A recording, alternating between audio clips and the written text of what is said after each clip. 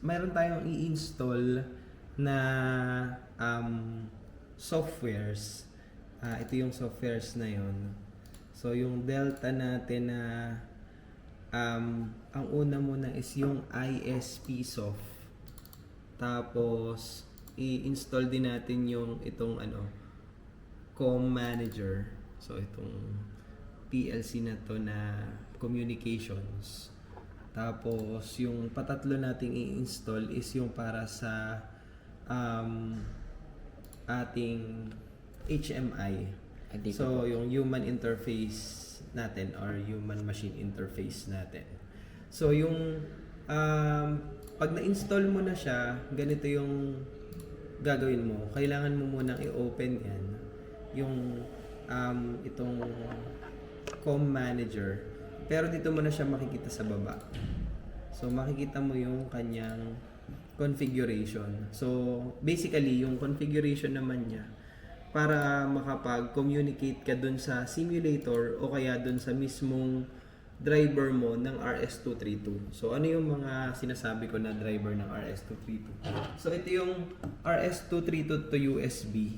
So, si RS-232 to USB, ilalagay mo siyempre sa computer tong isa. Tapos meron tayo ditong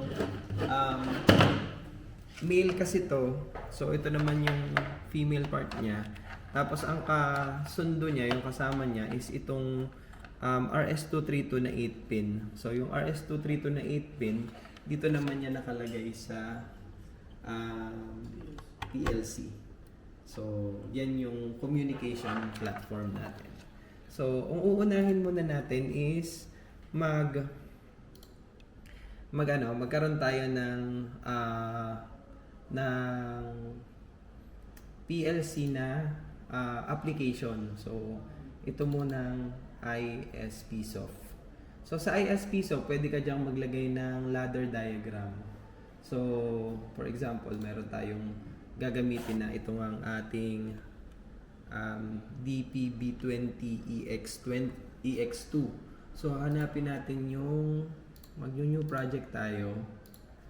Tapos, DPB yung kanyang controller type, EX2 naman yung PLC type. So, i-okay mo lang yan. Tapos, pagka na okay mo yan, kukuha tayo ng program. Gagawa tayo ng program. So, right-click lang dun sa program, tapos new. Then, ladder diagram, cyclic task, tapos i-okay mo lang yan. Tapos, magagawa tayo ng ladder diagram. For example, ang gusto lang natin gawing ladder diagram isang push button para mag-open. On siya. Tapos, isang push button para mag-off. So, ang gagamitin nating symbols is, dahil siya ay delta, ang gagamitin nating symbols ay X sa input, Y sa output. Tapos, meron tayong pwedeng gamitin na yung kanyang internal relay. So, pwede tayong gumamit ng M0, M1, M2. Pero pwede rin natin gamitin yung M0, M1, M2 natin na yon as internal relay na pwedeng yun yung address nung pang-input natin. Pang-bukas natin. So, yun yung gagawin natin. Testingin natin na magawa ng ladder diagram na pang M0 yung gagamitin nating address dito. Tapos, lalagyan natin siya ng output na Y0. Tapos, yung output natin, yun na rin yung gamitin natin as our yung contact dito para mag-continuous yung flow po niya. So, parang latching po, sir. Ayan, yung magiging latching natin. Tapos gagawa tayo dito ng normally close na contact na pwede natin maging stop button. Ay, mali. So, mali ulit. Dito tayo. So, pwede mong i-double click yan para dumami. Pero yun nga. ang purpose natin ngayon ay lagyan ng normally close. Palitan lang natin to ng M1.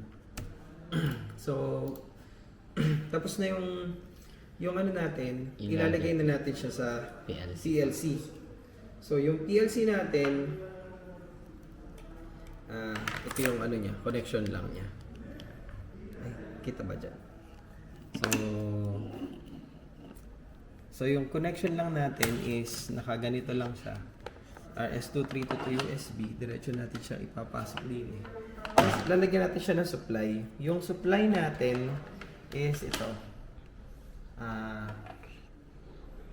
Meron tayong 24 volts DC na isolated power supply. Pero yung supply talaga ng PLC is AC kasi itong ano na to is AC. So meron tayong AC dyan. So mamaya natin gagamitin yung 24 volts na power supply later sa ating gagamitan. So ito ay i-shoot lang natin yung ating ito. So makapag-download. So ang gagawin lang natin, ida-download lang natin yung ating program. So, compile muna. Control F7. Tapos, saka natin ida-download. So, transfer, then download. So, lahat nung nakalagay dito, ida-download lang natin. So, click transfer. So, the function cannot be executed in run mode. So, this action will affect the PLC connection status. Do you want to continue? So, nakarun kasi to. Tingnan nyo yung PLC, meron tong parang toggle switch na maliit. Okay. So, pwede nyo yung i-run o kaya stop. Pagka nagkakaroon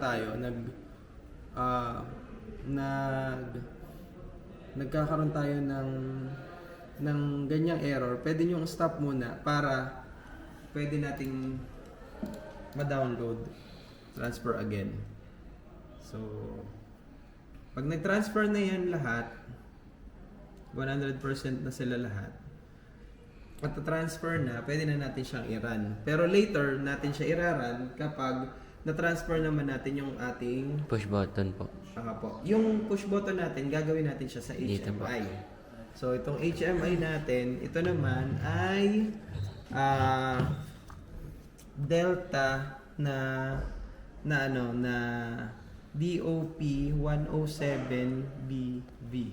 So, yan yung ating Kailangan pong i-set up.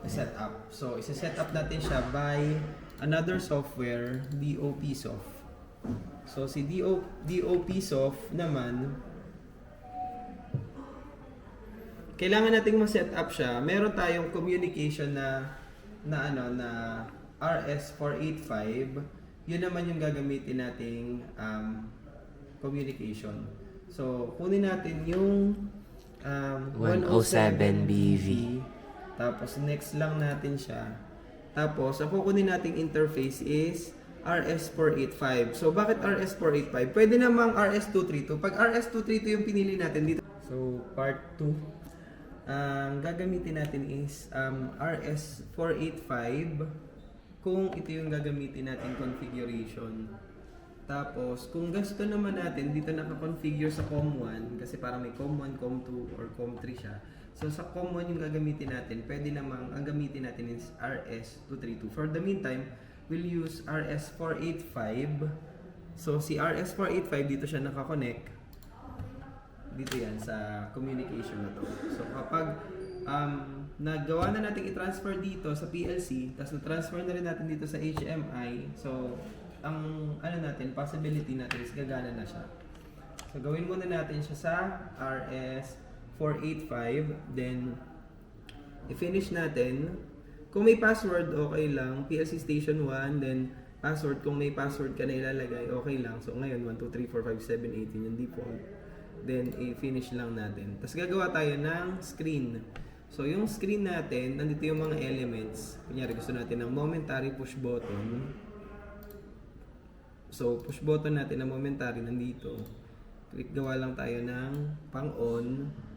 So, lalagyan natin siya ng device na M0 para sa on natin. Then, i-try lang natin i-enter. I-copy natin tong right address dito sa read address ng ating ginagawa. Then, okay lang natin yan kapag tapos na. Pero ang gawin natin, lagyan natin siya ng text na on and off. On, tapos off. So pwede nang ganyan. Tapos, copy ulit tayo ng isa pang on-off naman natin. Pang-on lang pala yung isa. So, gawin lang natin tong on.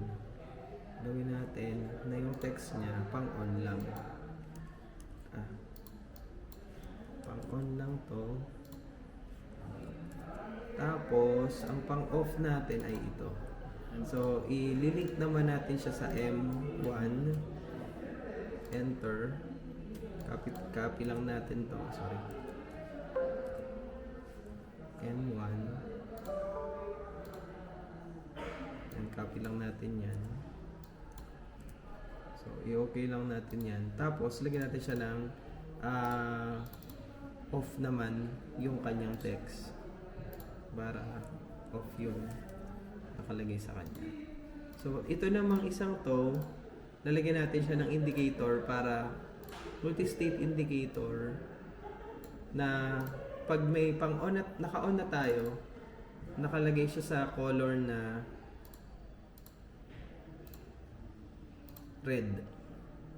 Magre-red siya. So, ang kanya namang address would be Y. Ano ba yung ginamit natin dito? 0. So, balikan natin. Y0. So, Y0. I-enter lang natin. Okay. Tapos, saka natin siya ilalagay, ida-download. So, paano naman siya ida-download? So, meron tayong 24 volts DC at saka 0 dito.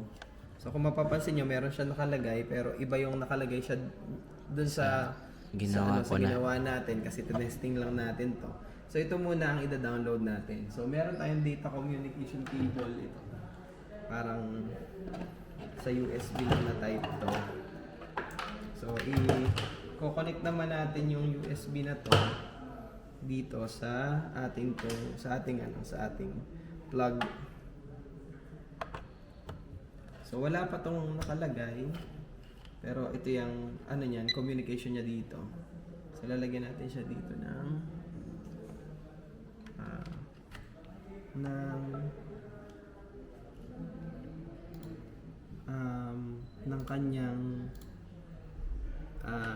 kanyang download na screen. So, ida-download natin yung screen. So, tingnan natin dito kung nag-download.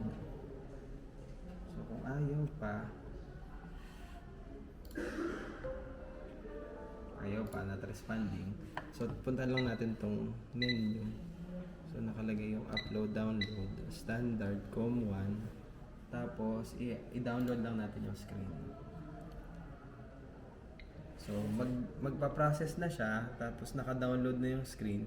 Kung ano yung ginawa nating screen kanina, yun na rin yung magiging screen dito. So, sa Delta natin. So, ang gagawin natin, since nakakonect na naman siya dito sa PLC, tingnan nyo yung PLC nyo, meron nakalagay na COM2.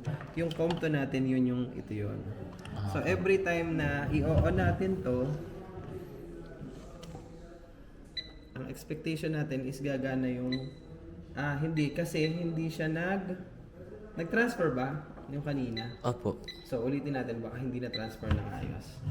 Transfer lang natin yung sa PLC. Ay, di po naka-run, sir. Hindi pa nakarun. So, tama. So, kung nakarun na siya, testingin naman natin na i-run. Yun. So, yun. So, itong pampatay, ito yung pambuhay. Pampatay, pambuhay. Parang ganun lang siya. So, Okay na po, sir.